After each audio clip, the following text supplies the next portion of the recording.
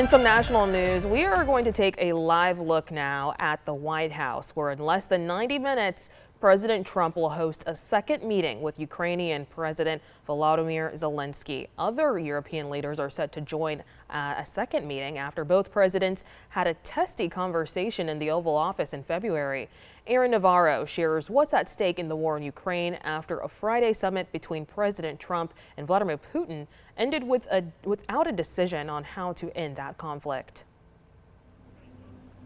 President Trump will welcome Ukrainian President Volodymyr Zelenskyy to the White House today for talks about ending the war with Russia. And what it's going to take to stop the fighting, if we're being honest and serious here, is both sides are going to have to give, and both sides should expect to get something from this. And that's a very difficult thing to do. The meeting follows Trump's Alaska summit with Russian President Vladimir Putin.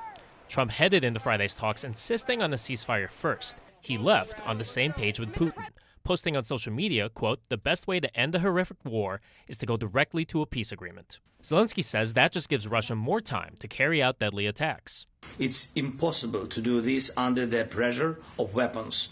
So it's necessary to cease fire and work quickly on a final deal. Trump administration officials say talks with Zelenskyy will focus on possible land concessions in order to secure a peace deal. Zelenskyy says he'd like to speak to Putin directly about that.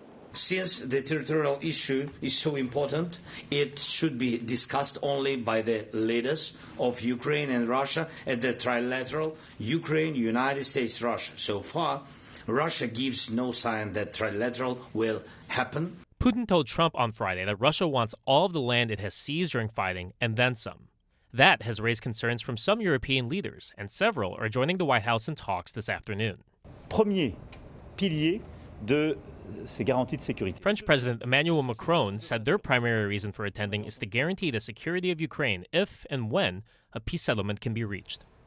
Now, the European leaders also say their presence is a show of solidarity with Ukraine. President Trump now says he may be open to some kind of U.S. assurances for Ukraine's peace after the war is over as well.